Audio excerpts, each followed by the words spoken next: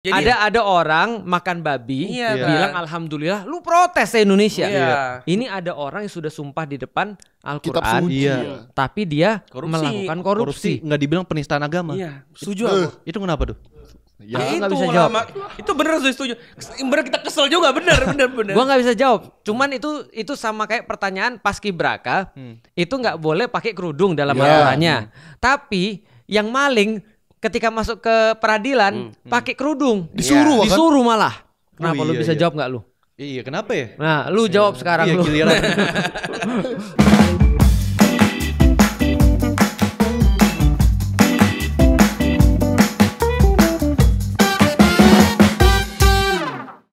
Tapi ada pertanyaan nih gue sebagai mualaf. Oke. Siap, aku siap jawab. Aku tahu pasti jawab. Jawab masing-masing ya, ya. Lu pasti pertanyaannya gue udah dapat zakat gak? Enggak. Kalau enggak sunat boleh enggak? Udah sunat. Udah. Orang Cina zaman sekarang tuh udah sunat semua, bro. Oh gitu. Nah, tapi gue sunatnya pas kecil. Iya, sama. Iya, bener. Aku enggak ding, aku sunat habis masuk Islam. Yang benar. Iya. Udah beneran belum? Mau gue buktiin nih. Jangan. Ya gimana? Jadi gue ada pertanyaan sebagai newbie lah, orang baru. Oke.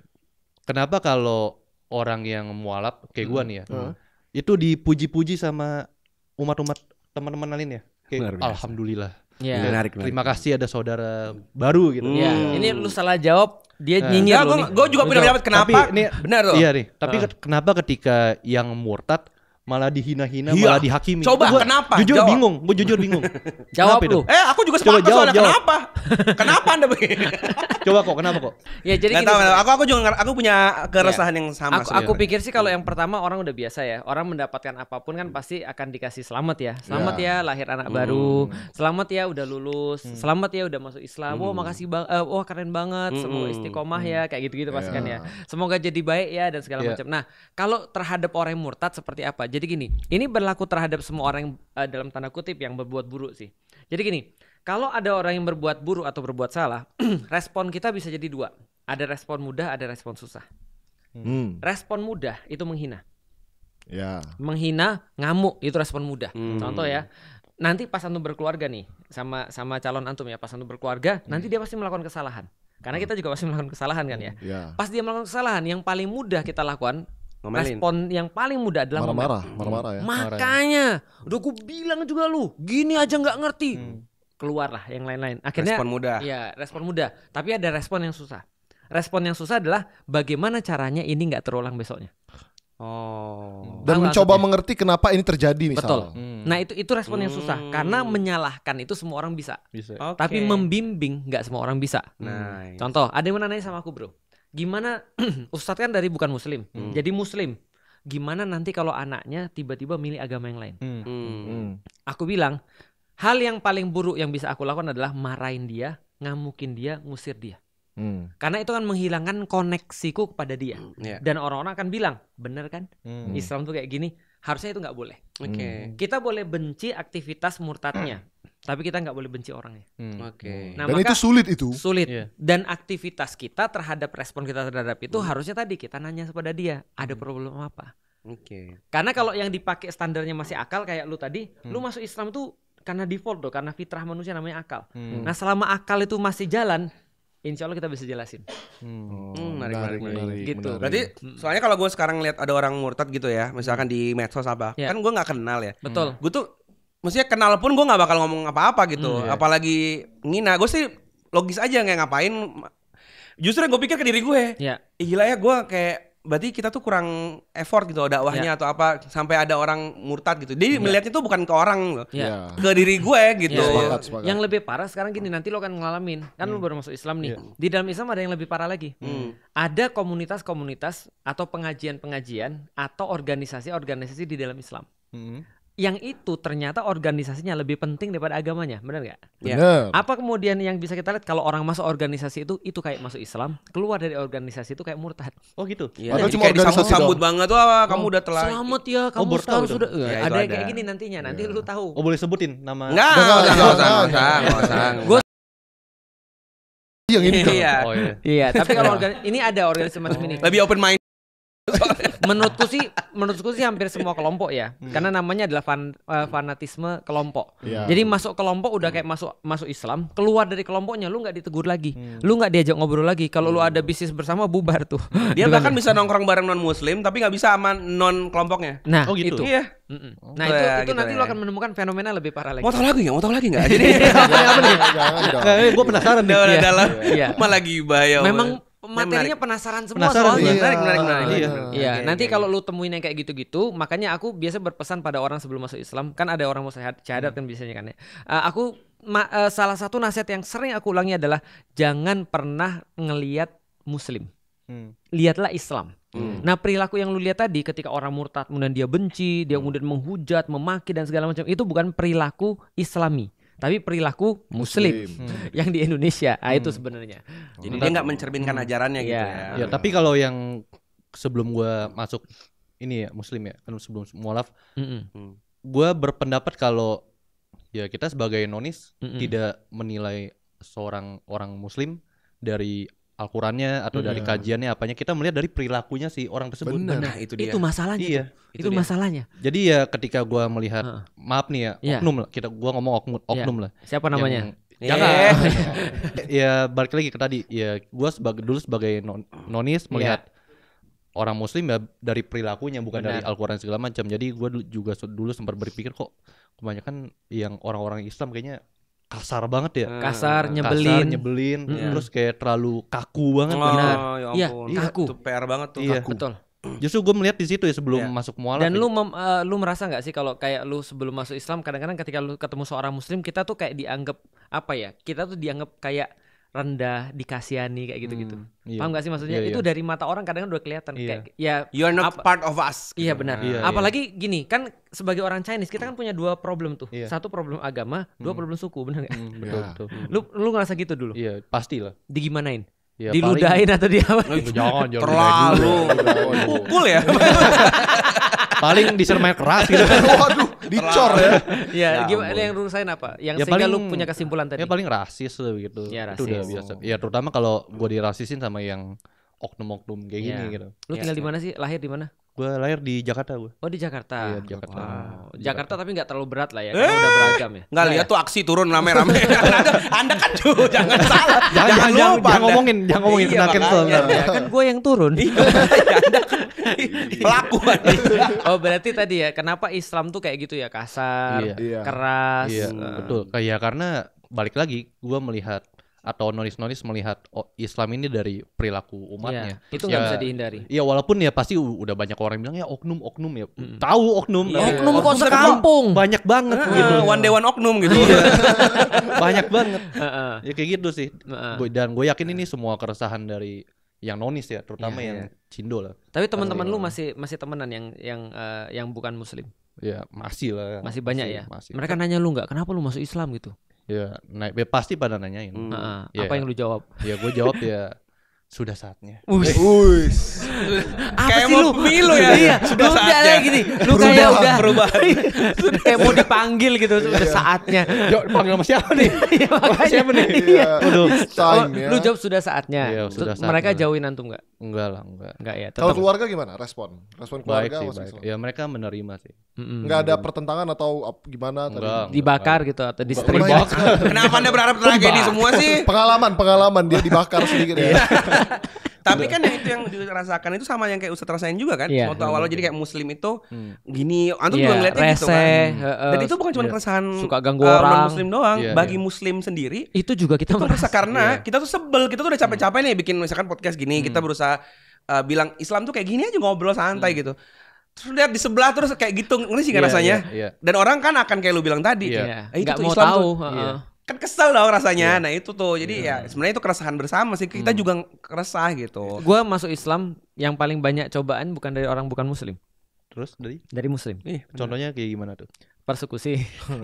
Terus kemudian ada orang meragukan keislaman kita. Ya segala macam ujian lah. Jadi tadi karena di dalam Islam tuh kadang-kadang kelompok itu lebih berarti daripada agamanya. Padahal kan kalau kita udah muslim jangankan jadi gini, menjadi orang muslim tuh berarti lebih baik dengan seluruh manusia kan. Bener. Artinya kalau lu sebelum muslim begini, lu harusnya setelah Islam kan jadi kayak gini sama manusia. Lebih baik lagi karena lu lebih punya alasan kan gitu. Nah, ini mereka jadi muslim bukan hanya tidak baik pada manusia yang lain, sama muslim sendiri aja belum bisa baik. Gitu. Tapi ya bukan aku nakutin sih, itu cuma sekadar contoh nih. Lu kan sekarang lu bikin konten-konten kayak gitu kan. Nyinyir-nyinyir kan. Waktu belum Islam orang komen respect banget tuh. Kayak wah keren. Nah, tuh savage. Pas udah nanti Islam nih misalkan lu bawa dalil dikit aja, bawa ayat gitu. Langsung bilang nggak usah tahu deh. Baru ini kayak perasaan kemarin baik-baik aja ngonten waktu ini gitu-gitu deh. Kalau lu gimana, Pak? Gua dulu tinggal di Bali 5 tahun. Kan di situ minoritas gitu ya. Nah, aku ngelihat PR dakwah di Bali itu itu bukan malah menunjukkan kehebatan Islam atau gimana-gimana gitu ya. PR-nya itu cuma nunjukin bahwa Muslim tuh nggak seperti pikiran banyak orang loh. Soalnya kan di situ pernah ada bom Bali 1, bom Bali 2. Pikirannya udah teroris dah pokoknya gitu ya.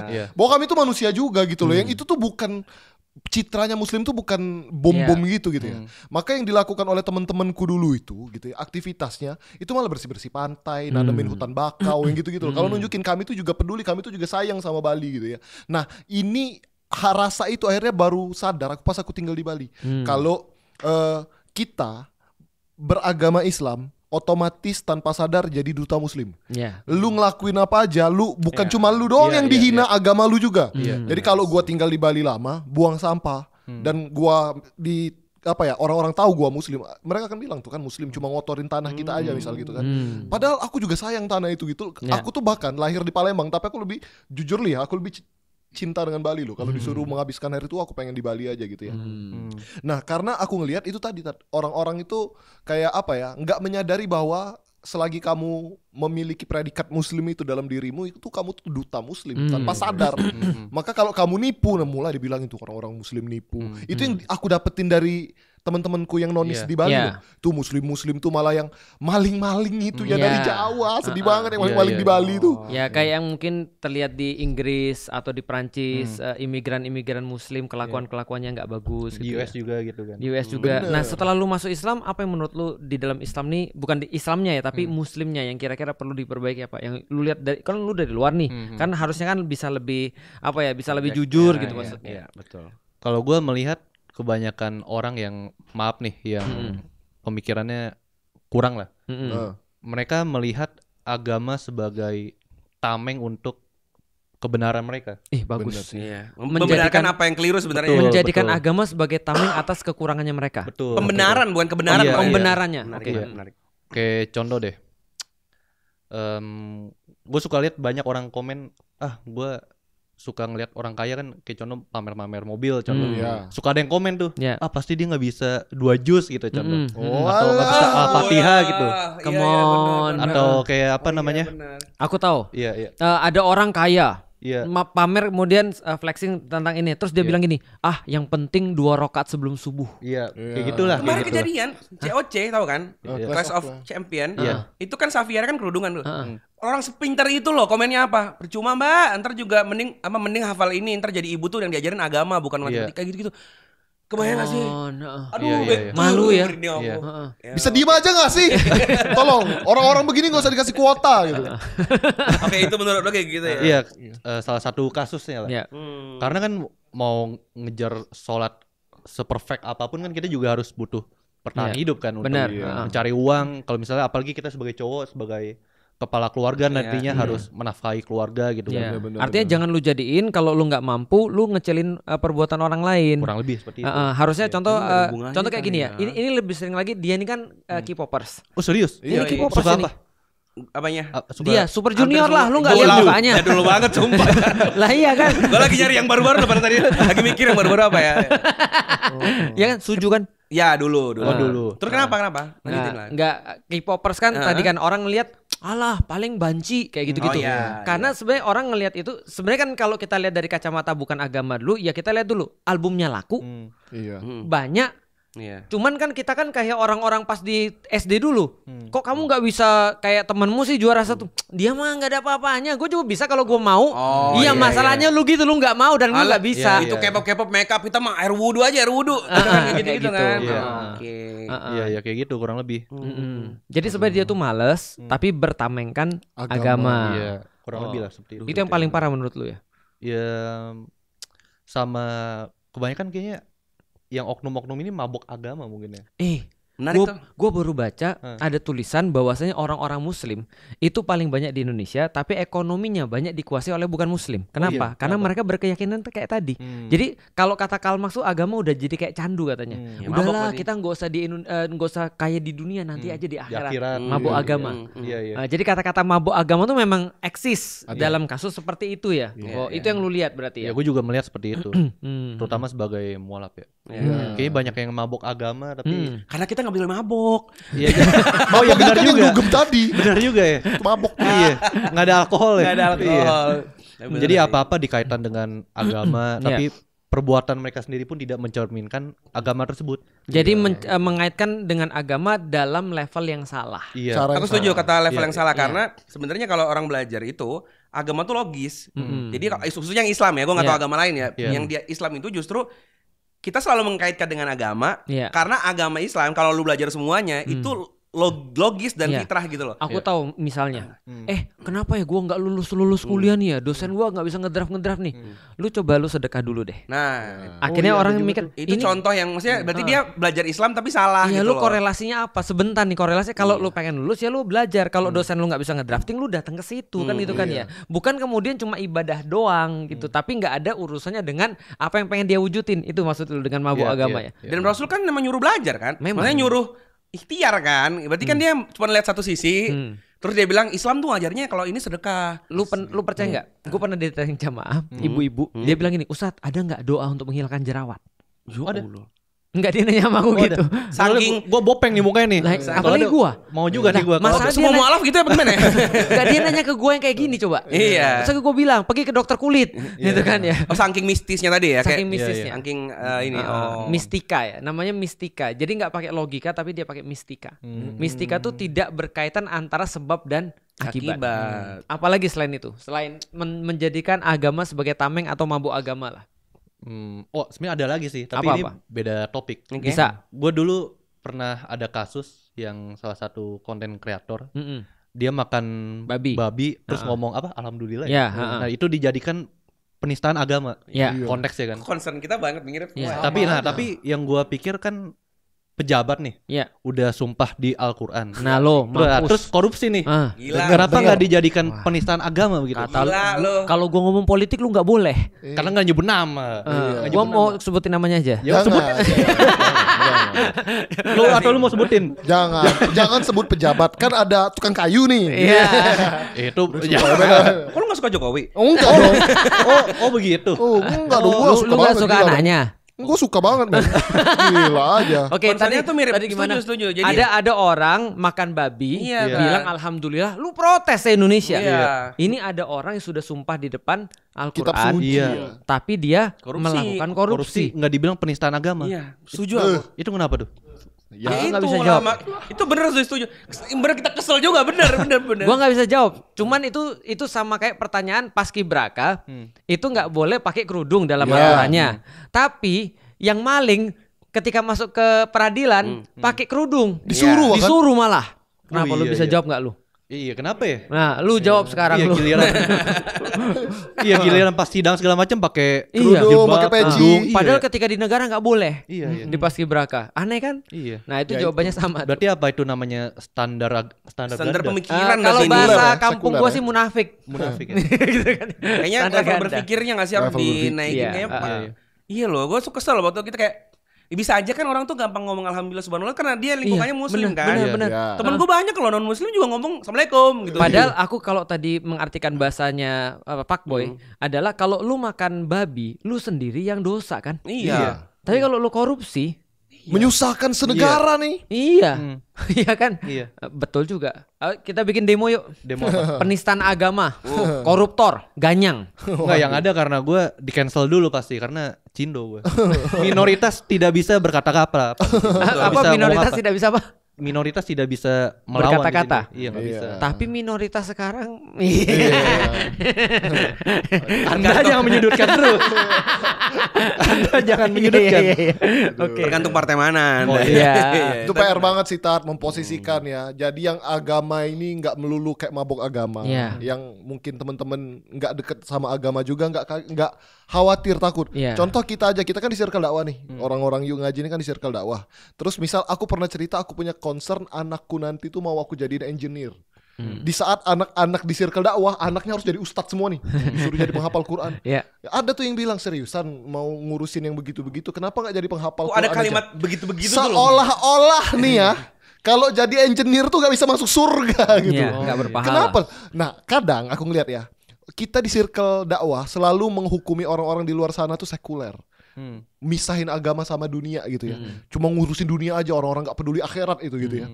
Nah kita ini yang peduli akhirat doang, gak peduli dunia.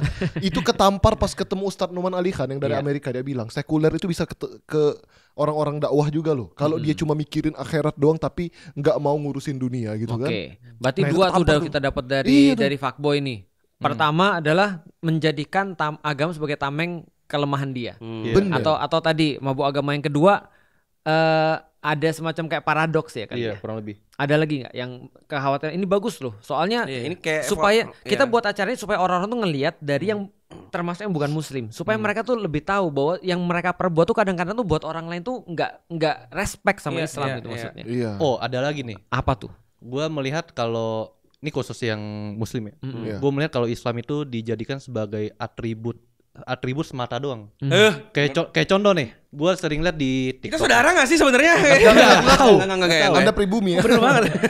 Kayak gue suka lihat di sosial media banyak cewek yang pamer aurat, tapi dia pakai jilbab. Dia pakai suka pamer yang ketat. Coba mana linknya? Pakai jilbab. Mana nih? Wah parah memang. Saya verifikasi dulu. Tadi gue DM dah. Gue juga melihat hal itu seperti ya atribut semata doang. Iya sih. Bikin grup ya. Berarti benar-benar masalah pikiran ya. Nggak nyambung. Itu apa bisa dijadikan penistaan agama tuh buat cewek-cewek yang pamer aurat tapi pakai jilbab itu? Lu apa penistaan juga itu? Penistaan agama lu. Ya harus dong. Tapi bener sih itu kalau dipikir-pikir ya. Itu bener-bener maksudnya bagi orang awam melihatnya. Lu kan punya agama yang punya aturan begini. Kenapa lu malah seperti ini? Bukankah lu menistakan agama lu sendiri? Benar. Tadi itu kan bagi orang awam itu benar berpikir seperti itu. Jadi itu justru memperlihatkan simbol-simbol agama yang menjadi jelek gitu maksudnya. Terus jangan-jangan itu jeleknya agama Islam dilihatnya. Gara-gara orang praktekin satu hal, ninggalin banyak hal. Jadi pakaiannya doang yang dipakai. Sisanya nggak dipakai. Jadi kelihatan aneh kan. Nah, terus terlebih lagi nih buat yang poin tadi yang cewek-cewek suka ukti-ukti aurat, buka aurat tapi pakai jilbab.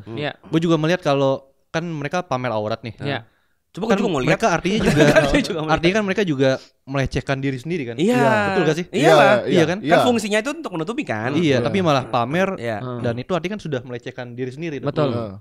Tapi ya balik lagi lah, gue nggak bisa ngomong banyak sih ke cewek-cewek yang seperti ini, yang dimana mereka mau mendapatkan like yang banyak, views yang banyak, terkenal, tapi dengan cara seperti ini ya kurang etis.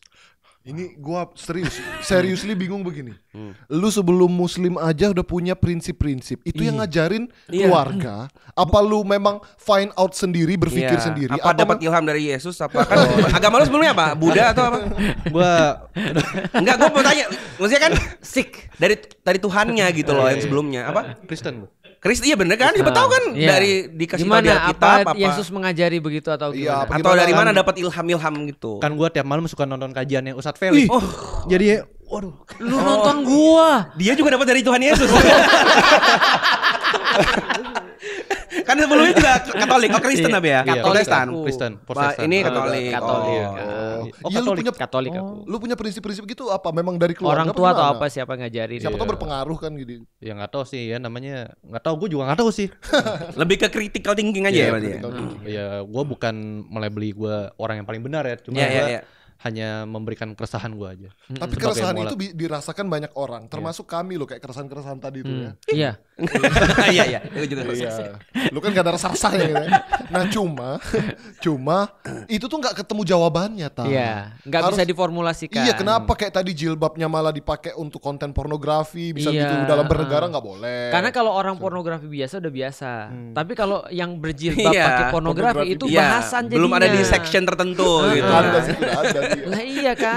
There's no option kan gitu. Dan udah ada fetishnya lagi, fetish cewek jilbab. Iya ada kan. Itu ada. Fetish itu apa? Fetish itu kayak fantasi dalam ranah seksual yang aneh-aneh ya. Nah ini ada sekelompok orang yang kalau ngelihat cewek-cewek berhijab itu dia malah nafsu. Oh pantas ada pelecehan yang sering baru-baru ini ya kayak ke masjid terus. Iya banyak. Tapi ya itu kalau misalnya tadi sih pakai pakaian tapi yang tadi tetap menonjol dan segala macam itu jadi orang jadi nafsu kan karena orang jadi ekspektasi dan penasaran. Tapi sekarang banyak yang gitu, bahkan orang lagi sholat juga banyak tuh. Itu sakit jiwa sih menurut gue. Itu kan semua nggak mungkin tahu. Pasti kayak dari satu hal ke hal yang lain gitu loh. Iya. Fetish itu munculnya graduate, maksudnya gradually. Nggak langsung ya. Jadi dia mungkin suka nonton pornografi dulu nanti ini lama-lama bosan nyari lagi yang lain lagi sampai ke titik ya kalau diikutin terus nggak bisa habis sampai termasuk kejiwaan. Yang lu sering bahas kan apa perselingkuhan kayak gitu-gitu ya? Iya sih kurang lebih lah. Apa pandangan lu apa soal selingkuh mau tahu dong? Bahas perselingkuhan dia. Terus gimana yang lu yang lu lihat ini kan kasus lu udah banyak nih lu bahas ratusan kayaknya perselingkuhan tuh ya. Ya kalau menurut gua kalau dalam pandangan Islam lu udah selingkuh kenapa nggak boleh? Selingkuh kenapa nggak boleh? Dalam pandangan Islam kan gua nggak ngerti nih walaupun jawabannya udah ada. Tapi kenapa nggak boleh? Sederhana sih sebenarnya kalau selingkuh itu kan pasti melibatkan cewek nih. Dan cewek ini kan pasti seseorang nih. Itu jawaban Rasul bukan jawabanku sih. Jadi jawaban Rasul adalah kalau ada orang nanya pada Rasulullah, aku mau berzina. Rasul nggak langsung bilang, wah gila nih orang nih, enggak. Tapi Rasul bilang, kamu mau berzina. Lalu Rasul katakan gini, yang orang yang nanti kamu zina itu adalah kalau enggak dia nanya gini, kamu punya kakak perempuan? Punya. Ibu tentu saja punya. Nenek punya. Ipar perempuan punya, adik segala macam punya. Nah kata Rasul yang mau kamu zinai itu perempuan. Either perempuan itu adalah anak perempuannya orang, atau ibunya orang, atau adik perempuannya orang, atau kakak perempuannya orang. Dia nggak jadi. Sesederhana itu sebenarnya karena kita membayangkan gimana kalau kita di dalam posisi orang yang punya ibu atau adik atau bahkan kemudian pasangan yang berzina. Sesederhana itu. Jadi itu alasan yang logisnya ya. Secara manusiawi aja itu sudah salah gitu ya. Gitu. Tapi kalau secara hukum ya karena memang itu kan tidak sah ya. Nah itu sih sebenarnya. Tapi ini gue ada lagi nih mau nanya lagi nih. Apa tuh? Katanya kalau Islam boleh beristri lebih dari satu. Boleh. Dengan selamat. Dengan catatan selamat apa? Ya udah masuk Islam dapat justifikasi. Kaget gimana nih? Dengan catatan dia wajib adil. Mengkuis. Dari tadi gue kira ada kata kunci yang lu tungguin. Selamat. Ya, yang dengan catatan dia wajib adil. Nah, cuman adil ini adalah konsep yang memang berat sekali. Makanya aku secara pribadi belum kepikiran. Nggak, soalnya gue juga suka lihat yang oknum-oknum yang kawin tapi katanya sunnah gitu ya. Ya yang di luar kota punya banyak istri gitu. Ya dan bawa-bawa agama, aku berani istri karena gitu. Itu perintah agamaku. Itu berarti masuk yang pertama tadi. Yang menjadikan Islam sebagai tameng bahwa dia tuh mesum. Itu kalau nggak ada Islam juga begitu kelakuannya. Iya betul. Jadi dia tuh memang udah cuma dia pakai Islam untuk membenarkan dia tadi. Memang orangnya aja yang nyari-nyari kesempatan. Nah, dia dapeti Islam mengizinkan hal tersebut dijadikan alasan sama dia. Karena contohnya yang aku dapetin juga, aku kenal ada temenku dulu yang punya istri lebih dari satu. Dan dia pakai tameng agama tadi. Jadi istri yang tuanya ini, istri pertamanya ini ya kayak biasa aja. Istri ke terus-terusnya ini SPG cakep-cakep itu loh tadi. Dan dia pakai dalil agama gitu. Bangke itu namanya tadi. Kalau pakai dalil agama kan nyarinya pasti yang soleha. Kalau nyarinya yang soleha ataupun dulu yang dipraktekkan Nabi itu kan adalah janda-janda tua yang terlantar. Daripada mati kelaparan sudah saya nafkahi, saya hidupin gitu kan supaya lebih afdol mungkin dalam anak konteks perempuan nikah. Tokoh politik. Misal strategi politik. Nah itu kan pakai tameng agama gitu ya. Nah kalau gue sih kalau cantiknya atau apa nggak masalah sih. Atau janda nggak masalah. Maksudnya tuh soleh kan dia kan menikah karena ibadah kan. Alasannya kan. Ya berarti kan nyarinya pasti pasangan yang kuat di ibadahnya bukan penjual rokok. Nah itu tuh tidak tercerminkan dalam kata-katanya. Gitu. Dan konsekuensinya aneh banget. jujur aku tuh sempet wah kalau punya istri lebih dari satu kayaknya menarik. Konsekuensinya lu harus punya mertua 4. Mampus 2. Dua aja susah menjelaskannya. Iya 1. Oh 1. Tapi kan harus kalau gitu nyari kalau gitu nyari yang ini dong. Kalau gitu nyari yang yatim piatu dong. Bisa. Dia lebih parah daripada gua. Wah parah lu. Dalam gak jadi Tapi berarti anak-anak yatim itu di panti asuhan either diambil orang yang mau child free atau dia. Enggak, tapi atau cowok yang mau nikahi. Tapi ini kenyataan. Kemarin aku baru dapat kasus, Bro. Ini ngeri banget. Apa itu? Jadi ada laporan kan aku kan juga biasa ngurusin mualaf ya. Ini banyak orang-orang muslim yang memandang bahwa mualaf tuh seolah-olah dia enggak punya bapak ibu. Oh kenapa?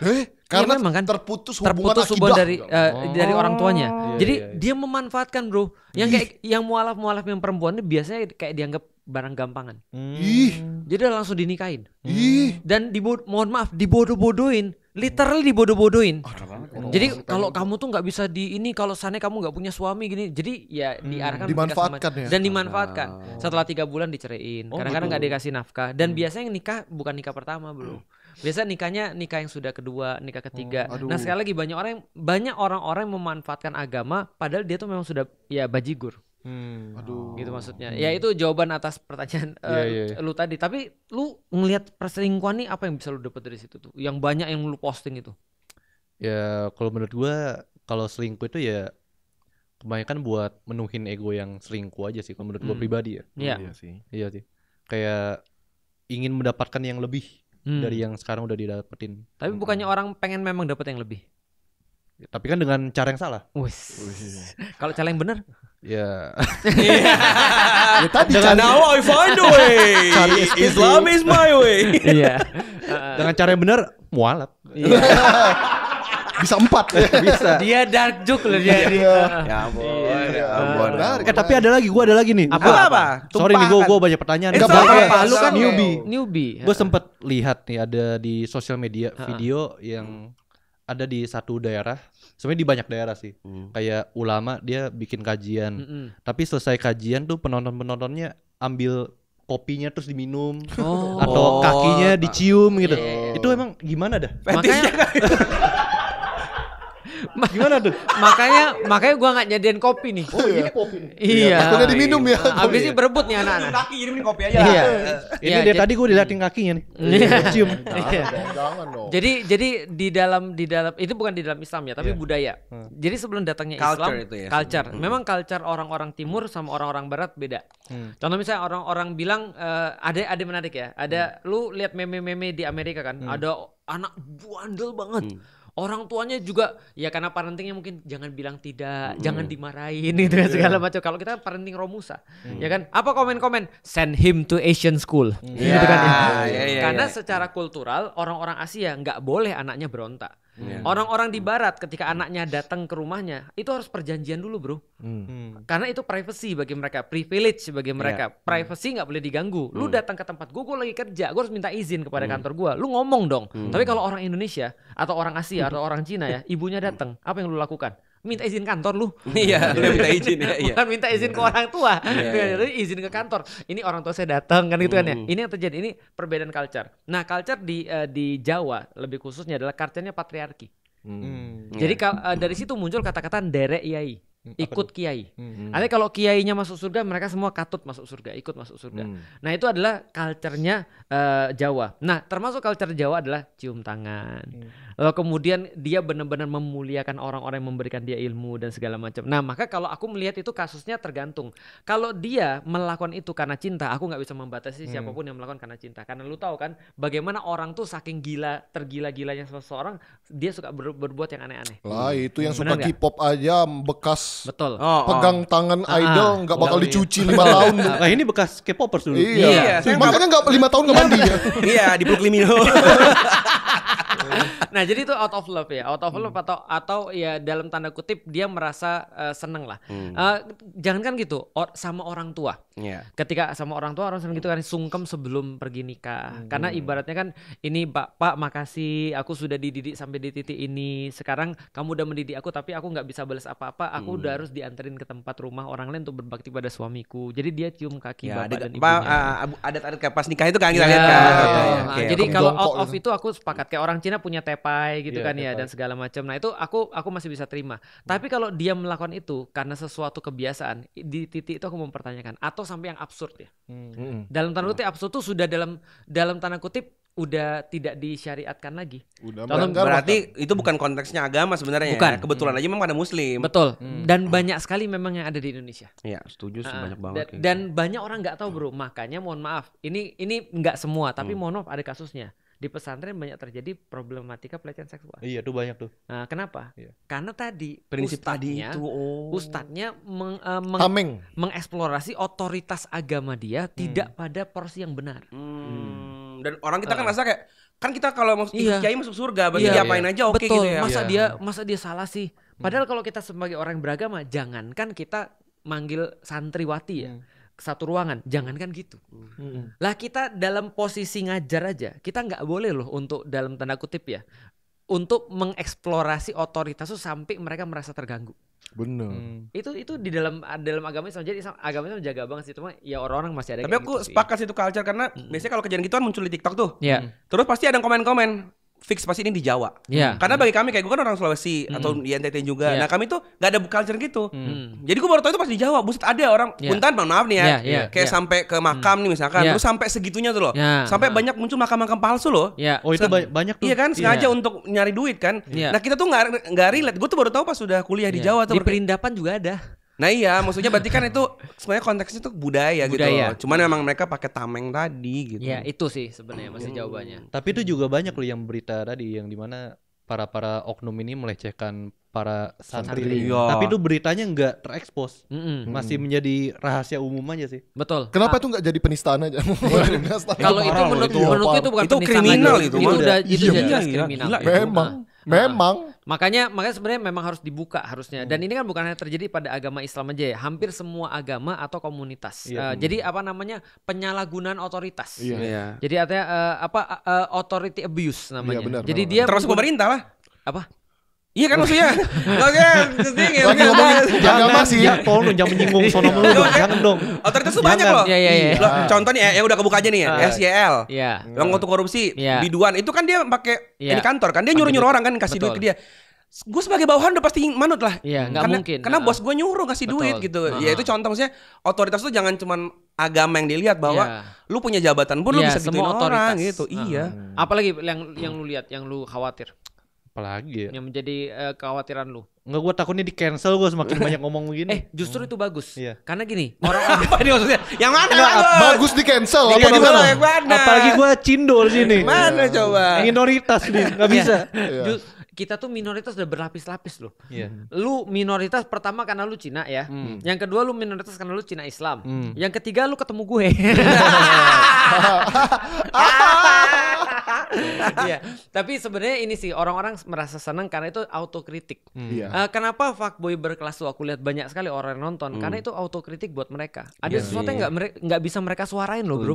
Yang lu bisa suarain mereka loh. Artinya makanya ketika dia ngambil video naruh sendal terus kasih sepatu, semua orang tahu itu kan konten. Mana ada orang maling publikasi gitu. Tapi artinya apa? Itu kan menjadi sebuah aku ngeliat tuh lucu. Gila sih, itu lucu banget. Tahu nggak kenapa lucu bro? Sendal gue 7 kali hilang di masjid. Serius gue. Hitung bener. 7 kali. Cina banget yang ngitung dia. Dan itu sendal baru semua. 14 loh, kanan kiri soalnya. 7 kali dan 3-nya ketika kajian. Oh gitu. Lu bisa bayangin, gue lagi ngisi, ya kan? Pas pulang sendal gue nggak ada. Wah debat. Pulang bawa sepatu? Tentu saja. Nah, artinya ini kan autokritik ya, yang orang-orang harus tahu gitu. Apalagi kan lu berasal di luar Islam yang ngelihat Islam tuh seperti apa. Itu masukan berharga banget menurut bener sih, penting itu. Dari tadi aja aku merasa kayak malu gitu maksudnya. Itu kayak apa ya? Karena aku udah sekitar 20-an tahun di dalam Islam, itu kayak aku tuh merasa udah kayak orang lokal asik gitu kan. Dan gue siapin jawaban kalau ada yang ngeritik lu kayak lu so tau lu baru muslim aja. Emang lu pernah kafir gitu. Gue kafir dulu. Enggak, lu bilang ke situ ke dia. Emang lu pernah kafir enggak? Gitu jadi. Gue pernah nih. Iya. Wah, murtad nih parah ya. Langsung kita bully sebagai orang yang murtad. Aduh coba. Jadi sebenarnya enggak ada masalah sih, justru bagus menurutku. Semua konten-konten itu jadi sebuah autokritik kan terhadap orang-orang muslim sendiri. Karena bagaimanapun juga kita nggak ada pilihan loh. Kalau kita bagus, Indonesia bagus. Iya benar. Kalau muslimnya jelek, Indonesia jelek. Karena mayoritas kan. Iya kan mayoritas. Tapi menurut gua nih, ini balik ke topik yang sebelumnya, yang podcast Ustadz kemarin. Iya, gimana? Sama. Iya itu. Itu juga menurut gua salah satu cara woke generation ya, untuk menjelekkan suatu agama menurut gue. Karena kan di video itu posisinya kan antara pro dan kontra. Kan. Kalau Ustadz kan lebih ke kontra. Kalau dia kan lebih ke pro LGBT. Betul. Iya kan. Jadi menurut gue di video itu juga sebagai salah satu cara untuk menormalkan hal yang sebenarnya tidak dinormalkan. Betul. Menurut gue. Normalisasi. Iya. Bukan berarti gue benci sama orang-orang LGBT. Betul. Tapi gue hanya tidak suka dengan caranya mereka saja. Gue nggak benci sih, gue nggak suka banget. Dengan caranya belum selesai. Dengan caranya. Dengan caranya. Iya, dengan caranya. Orang-orangnya ya nggak benci. Berarti kalau pelan-pelan suka juga ya? Jangan. Masya Allah. Iya, Masya Allah. Mampus lu. Ya Allah, udah bawa Allah nih itu susah. Tapi memang betul, orangnya nggak boleh kita benci, perbuatannya boleh. Karena buat gue semua agama itu pasti mengajarkan kebaikan, cinta, kasih sayang. Benar. Ya orangnya yang nggak dibenci. Benar. Tapi ya caranya tuh yang seharusnya tidak dibenarkan. Terus yang lu lihat daripada podcast ini normalisasi terhadap tadi hal-hal kayak tadi. Dan kalau yang gue belajar kan juga ini sudah menjadi salah satu tanda kiamat ya, bener ya? Bener. Yang dimana laki-laki menyerupai perempuan. Dan sebentar perempuan, lu kan masih Islam baru 2 minggu kan? Ya kan gue bilang setahun belajar, baca-baca aja. Benar. Iya, jadi salah satu tanda kiamat kan laki-laki menyerupai perempuan dan sebaliknya perempuan menyerupai laki-laki. Iya kan? Itu salah satu tandanya, bener ya? Betul. Iya, dan menurut gue ya semakin kesini sudah semakin mau sudah terbukti lah. Jadi tanggal berapa deh intinya? Jangan dong. Enggak, kiamat enggak ada tanggal. Belum. Mau kirain udah mau keluar. Tapi kemarin ada kan yang prediksi kiamat tanggal. Tapi untungnya dari India. Ya. Untungnya. Enggak valid. Enggak valid. Kalau India kan enggak ada yang valid. Iya, maksudnya mending dia belajar ngaduk dulu lah. Wah, no comment gue. No comment. Tadi diserang gue. Jangan. Lu pernah dengar, lu kan sebagai orang Cina nih. Diajarin tentang India enggak? Gue India cuma tahu katanya bokari doang. Buset. Tapi enggak. Buset. Nanti. Tapi pas gue punya teman orang India enggak bawa bokari amat. Enggak bawa bokari amat. Ada tapi sedikit gitu. Iya, lebih kayak ayam bawang lah. Ada tapi sedikit. Enggak bokari, kapulaga. Apa ini? Emang kenapa nih? Ada apa dengan orang India? Enggak, kan orang Chinese kan enggak terlalu suka sama orang India. Jadi Cina tuh nggak mau dirasisin, tapi beberapa rasis mereka berdua ini. Enggak, karena gue ada temen Cindo juga deh, jadi luas. Iya benar. Itu obrolan antar Cindo kan biasanya kan. Obrolan pribumi juga ngomongin Cina kan. Iya. Ini abis ini kami bilang ini Cindo. Tapi gue sepakat sih, normalisasi itu memang pasti akan selalu ada, dan semua orang-orang yang tadi ya, yang nggak normal itu pasti akan menormalisasi agar normal tuh seperti mereka. Jadi yang lain terlihat gila kan gitu kan ya. Nah makanya harus ada orang-orang yang bersuara. Tapi kalau aku sih secara pribadi gini ya, aku tuh senang untuk mempraktis exercise pemikiran kita. Karena aku yakin after all yang membuat orang berubah itu adalah pemikiran. Nah jadi kita kayak ngasih seeds gitu maksudnya kepada mereka. Nah biar pemikiran itu tumbuh pada mereka sendiri. Contohnya kayak antum ini. Antum itu termasuk pemikiran yang dalam tanda kutip default loh. Artinya orang nggak perlu cerdas, defaultnya udah jadi kayak manusia udah harusnya gini lah gitu. Harus mempertanyakan hal-hal seperti itu. Iya. Masya Allah. Status quo gitu. Kan udah gue bilang gue sering nonton kajian Ustadz, jadi pinter nih. Padahal bukan bareng ya. Bego kita ya. Bego enggak tiap hari. Nah kita bareng doang tapi gak pernah denger kajian. Tapi setelah lu masuk Islam nih, yang lu rasain apa? Setelah lu publis tuh banyak kan tuh kan komen-komen tuh. Yang lu rasain apa tuh? Ya biasa aja sih. Banyak pro kontra gak sih? Pro kontra pasti deh. Terutama kan ya gue minoritas lah. Banyak yang bilang, lu mau masuk Islam biar terkenal doang gitu. Kayak contohnya. Ya gue sih gak kepikiran sampai situ sih sebenarnya. Karena badan lu kan gak segede. Dan tahapnya panjang, harus sulap dulu kan. Baru sampai situ. Juga gak, botaknya juga gak kayak. Tapi botak juga lu. Botak juga. Kenapa sih Cina-Cina milih botak? Kenapa sih? Aku enggak. Apaan? Antum kan nunggu umroh doang ini. Nanti umroh juga udah botak lagi. Tapi dia lebih sipit daripada aku. Buset dah. Sipit doang. Bisanya mereka ngomong sipit siapa doang nih. Paling sipit di antara mereka. Oh iya IG. Ya terus lanjut gimana? Lu merasa apa gitu? Ya sebenarnya biasa aja sih. Nggak apa-apa. Yang ngujat-ngujat tuh lu nggak apa-apa. Enggak sih, nggak masalah. SJW ya biasanya ya. SJW gitu ya. Kayak gue sih nggak tahu ya apa. Cuma ya biasa aja sih sebenarnya. Yang penting kan walaupun orang berkata apa, yang penting kan respon kitanya harus gimana kan. Biasa. Ya kan? Ini dia udah kayak ngisi pengajian. Masya Allah. Nggak rencana mau ngisi pengajian gitu. Jangan dah. Lagian juga calon mertua gue bilang, jadi ustadz aja, jadi ustadz. Kayak berat dah kayaknya. Enggak berat, lu udah melakukan itu di akun fuckboy lu. Tapi kan tanpa dalil yang jelas. Emang lu kira kita pakai dalil? Oh enggak. emang lu pernah denger gua cara pakai dalil? Iya. Emang enggak. Lu nonton siapa sih? Lu nonton Kokolim kali. Tadi dia bilang sering nonton terus emang enggak. Ya itu kan menjilat doang. Iya. Ada Dia orang kayak nontonnya Kokolim dia. Disangka gue. Tau gak gue pernah pergi ke Makassar kan. Gue abis ngisi kan capek banget kan. Pesawat jam 10 malam ya kan. Gue pergi jam 8 abis seharian sampai bandara. Langsung pada minta foto. Masya Allah Ustaz foto Ustaz. Oh Ustaz foto Ustaz. Ustaz foto Ustaz. Masya Allah Ustaz bisa ketemu dengan Ustaz. Selama ini kami cuma lihat di TV Ustaz. Wah aku udah merasa bangga. Terus dia nanya gini, kok gak pakai baju kebesarannya? Itu Kokolim bukan saya. Kokolim tuh Ustaz TV ya, gue gak tahu malah. Iya di TV. Dia pakainya baju Cina. Baju Cina. Iya. Yang kode ini Slim kan? Bukan, beda lagi. Gua gampar juga nih lu. Beda generasi satu dah lah. Beda generasi. Ini kan 40 ya. Jadi memang beda lah tontonan kita. Iya. Aduh. Harapan lu ke depan setelah Islam nih. Setelah Islam. Ya apa ya? Kalau beristri banyak enggak? Parah lu. Gua laporin banyak oknum bisa beristri banyak. Masa kok gua bisa? Gue juga harus bisa. Iya. Oke, pengen berisi banyak fuckboy betul. Jangan. Berarti doa lu tuh dia jadi fuckboy setelah menikah. Jangan. Iya, fuckboynya setelah menikah. Satu aja cukup. Satu aja cukup. Serius deh, mertuanya banyak serepot loh. Iya. Nanti pasangan antum nonton lu nih. Ya gue cuma berharap dia nggak nonton.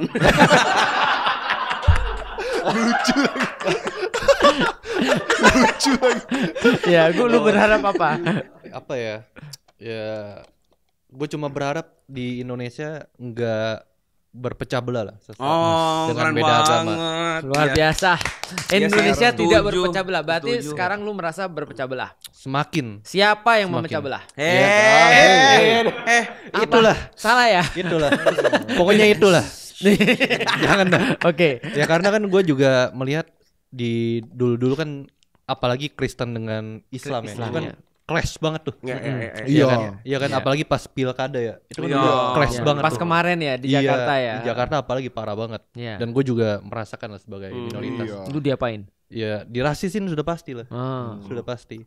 Ya gue harapnya semoga sih semakin tahun semakin bertoleransi lah. Ya, jadi kalau memang orang Islam tuh memang kalau lu tuh Islam, berarti lu melihat bukan karena rasnya dong. Iya. Dan kalaupun kita itu belum muslim, harusnya lu jangan jebelin dong. Harusnya kan lu gimana cara ngambil hati gua. Gitu maksudnya. Apalagi kan banyak oknum yang suka penutupan gereja gitu kan. Ibadah-ibadah disuruh stop. Banyak kayak gitu kan. Iya ada. Ya, terutama pasti kan kita nonis melihat orang Islam kok jahat begini kan. Ya itu mah udah parah lah. Jadi gua harap sih toleransinya semakin diperbanyak lah. Kalau aku melihat ada orang beribadah, malah aku bilang kalau nggak bisa beribadah ke sini, ini masjid bisa. Tapi pas masuk ada passwordnya. Iya, jobak. Passwordnya apa nih? Asyhadu. Kalau gue malah setuju dengan itu. Karena dia wilayah konflik dia. Oh iya. Ya, di NTT, Bali kan kita minoritas justru di sana muslim kan. Jadi kita ngerasa pertama bahwa nggak usah alergi sama agama lain ya. Menurut gue ya. Gue malah bahkan bilang kita tuh suka nyerap budaya asing kan. Harusnya bukan budaya yang dikuatin, culture luar dikuatin. Justru Indonesia kan ada agama beragam. Suruh masing-masing tuh nguatin agamanya biar bener gitu loh. Biar bijak. Makin dia ke gereja, makin dia ke wihara ya pasti jadi orang yang makin bener gitu. Harusnya kita khawatir sama orang yang nggak ibadah gitu loh. Gitu. Jadi harusnya setuju.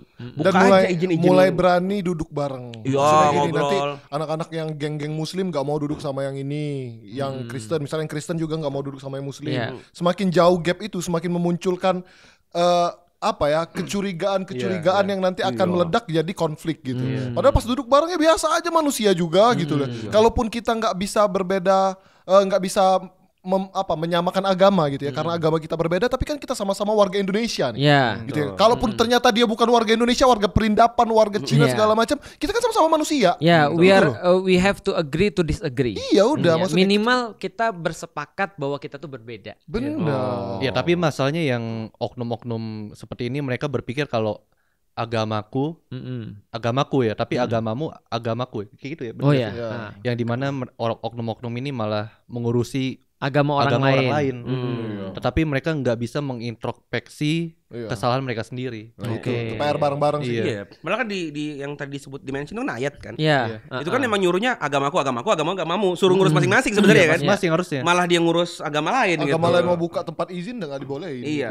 Biarin kalau mau itu. Tapi yang penting tadi kita bisa duduk bareng, toleransi bahwa kita tuh sama-sama pengen kebaikan untuk bangsa ini. Bener nggak? Sepakat nggak nih? Alhamdulillah. Iya, setuju ya. Jadi siapa yang diusung PDIP besok nih? Iya.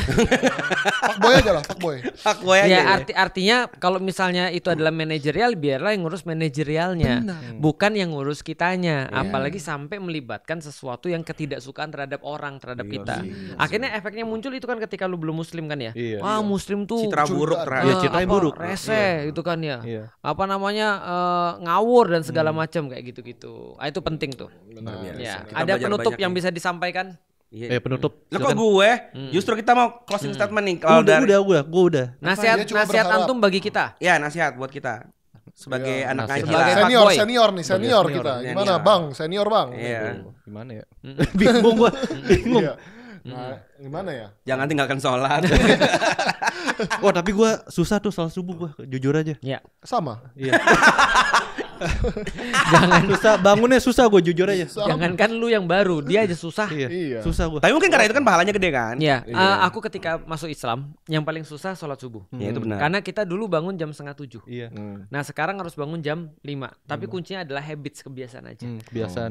Nah kuncinya adalah like memang tinggal. Iya betul.